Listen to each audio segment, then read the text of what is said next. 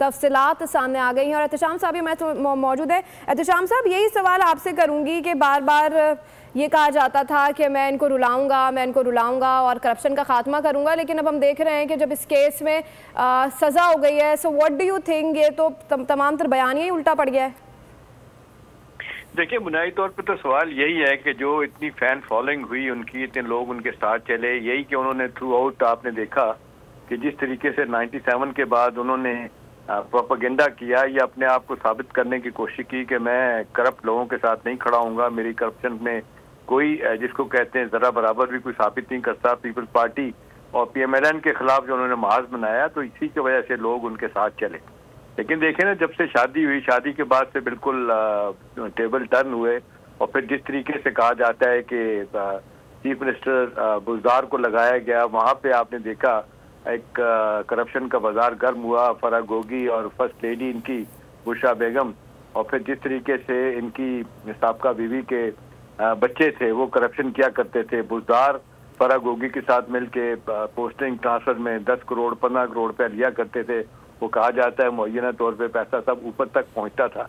तो लोग इस बात पे ही तो उनको कहा करते थे। और यही बात आपको याद होगा कि लड़ाई जो general Asim Munir field marshal से उनकी यही हुई, जब वो ISAF के चीफ थे, तो उन्होंने जाके इनको बताया है कि एज चीफ स्पाइंग ऑफिसर के तौर पे कि जी आपके खानदान के लोग जो है ना, साबका बीवी के बच्चे जो है करप्शन कर रहे हैं। बाकायदा फाइलें लेके गए, बुज़दार की कहानियां लेके गए। तो उस वक्त उनको बड़ी तकलीफ हुई इमरान खान को कि ये मेरे खिलाफ क्या लेके आ गए। तो वो ऐसा जादू चलाया हुआ था, वो जादू तूने था क्या था, दुनिया तो यही कहती। लेकिन बहरहाल वो मिथ टूट गई। अब बहुत सारे लोग कहते हैं कि उनको पता चल गया था, लेकिन वो खामोश हो गए क्योंकि बीवी को मुर्शद कहते थे। आपने देखा जिस तरीके से जाके नानकाना साहब में माथा टेका उन्होंने और इस तरह की बातें शुरू हुई, तमाम परस्ती शुरू हुई। उसके बाद उन्होंने आंखें बंद कर ली और फिर आपने देखा ये तोशा खाना 2 में तो बड़ी वाज़े तौर पे चीज़ें सामने आ गई। किस तरह सरकारी खजाने से चीज़ें, वो जो तोहफे मिले हुए थे उनको किस तरह बेचा गया।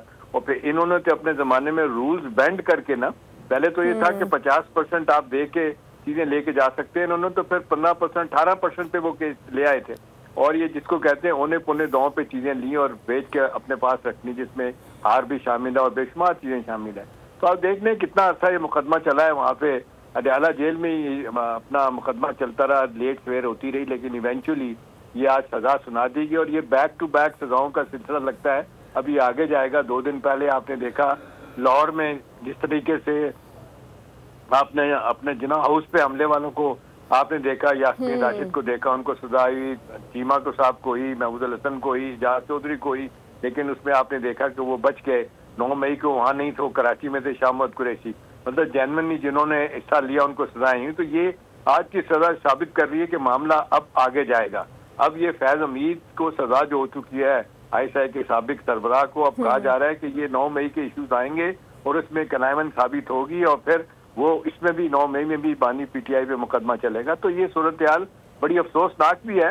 हमने बेशुमार लोगों ने साथ दिया, वोट दिया इनको, लेकिन अल्टीमेटली साबित हुआ कि ये पीपल्स पार्टी PMLN से डिफरेंट नहीं थे।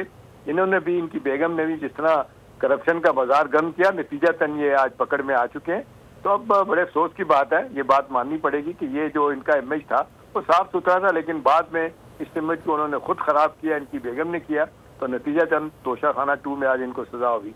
तो अभी बहुत सारे मरहले हैं, अपील भी कर सकते हैं, लेकिन एक बात तय है कि जिस तरीके से केसेस चले हैं, मुकदमात इनके ऊपर अभी और जो बने हुए हैं वो चल रहे हैं, तो लगता नहीं है इतनी आसानी के साथ इनकी राय होगी। वही बात है जो लोग कह रहे हैं, पार्टी के लोग परेशान हैं, वो कहते हैं कि जी जिस तरीके से हमें नेता कर दिया गया है, कोई पॉलिटिकल जिसको बातचीत जो है नहीं हो रही।